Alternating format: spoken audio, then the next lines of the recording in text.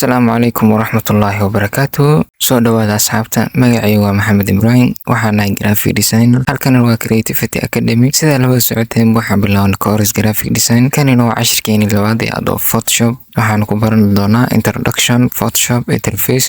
cashirkii ka horreeyay oo ahaa sida loola soo dego Photoshop waa inaad soo daawato cashirkaas si aan isla wada soconno. Marka ugu horreysa Adobe Photoshop waan soo kacsan doonaa qaybta searching waxaa ku qoraysaa Adobe Photoshop kaas aan ugu qorto. waa kana haddii aadan weli ku shuban waa inaad ku shubataa oo soo daawataa cashirkii ka horreeyay. Sidaa marka ku dhufato oo ku soo kacaya faylashii uu soo akhrisanaa. Markuu sidan kugu soo kaco haddii aadan rabin mar walba halkan inaad ka search garayso hal mid ayaa yeeli kartaa oo ah inaad halkan right click dhahdo oo dhahdo pin to text box oo halkan inuusan ka dhaqaaqin sida kuwan oo kale inuusan ka dhaqaaqin waa yeeli kartaa oo halkan ku saarnaado.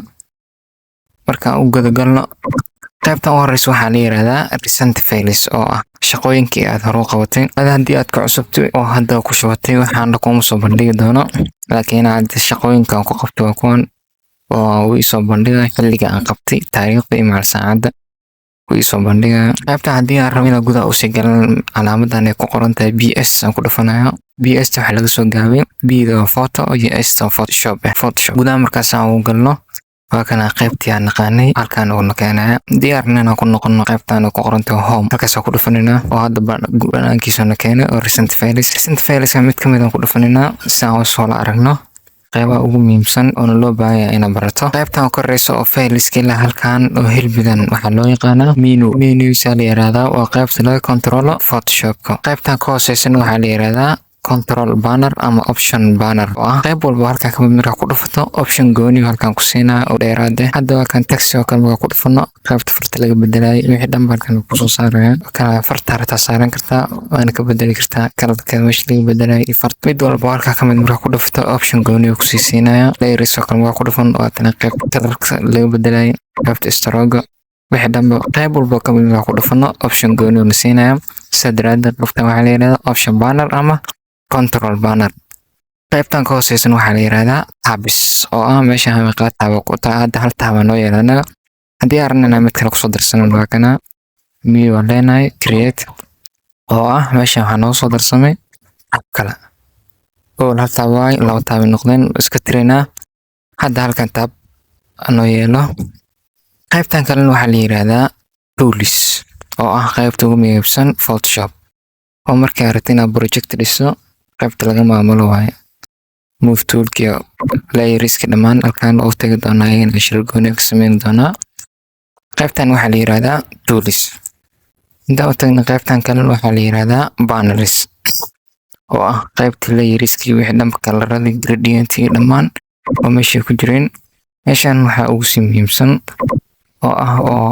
muhiimsan ugu weyn waa layerska oo ah dhammaan meesha shaqo walba qabato oo meesha laga maamulayo shaqooyinka dhammaan qabanayso oo meesha laga maamulayo shaqooyinka layerska dhammaan. qaybtan weyn oo halkan kaaga muuqato lagu soo bandhigayo waxaa loo yaqaanaa application frame oo ah meesha oo project oo dhammaan halka kaaga soo muuqanayo wajahada koowaad waxaa loo yaqaanaa application frame. ina fahanteen rajaynaya. haddaan u imaadno meeshan hoose waxaa zoom in iyo zoom out. hadda zoom out 66 leenahay saasoo noqonaya zoom out kaas saasoo leeyahay. hadda haddii aan meeshiisa ku celino kaas saas loo isticmaalaa idana zoom in iyo zoom out loo isticmaalaa. qaybtan kalena waxaa la yiraahdaa document info oo ah documenti meeshan wixii kugu furan xogtiisa dhammaantiisa halkan ka ogaan kartaa. xogtiisa dhan halkan ka ogaanaysa oo ah cabirkiisi iyo kalarkiisi resolutionkiisa intuu yahay RGB CMYK dhammaan halkan ka ogaan kartaa. qaybtan waxaa la yiraahdaa document info. haddii aragnad meeshan wax smart object ma leeyahay documentigan waa maya missing waa zero oo ah wax smart object ma lahan. hadda qaybaha ugu muhiimsan ee Photoshop waa qaadanay oo intaas ahayd. qaybta ugu muhiimsaneed ee Photoshop waxay dhan interface-ka waa isla aragnay. haddii aadan intaas la soo gaarnay hataa qof hor socod leh oo rabo xirfadana ka go'anta inuu barto waa inaad soo practice garaysaa intaan. haddii aadan weli Photoshop ku shuban fadlan waxaan kaa codsanayaa in cashirkii ka horreeya soo daawato si aan iskula wada socono oo ah xirfadan sideeda waa practice haddii aan practice gareynin wax shaqo ah kuma lihid waa inaad practice gareysaa haddana intaa yarta waa inaad soo practice gareysaa oo kusoo celisaa qaybiskan dhammaantiin wax walba hadda sheegnayna waa inaad note gareystaa oo qortaa dhammaantood waa muhiim layerskan dhammaan kulli waxaan cashir gooniyan ka sameyn doonaa intaan ku ekeynina haddii aan intaan isla soo gaarnay oo ku mahadsantahay daawashada. Assalaamu calaykum waraxmatullaahi wabarakaatuh.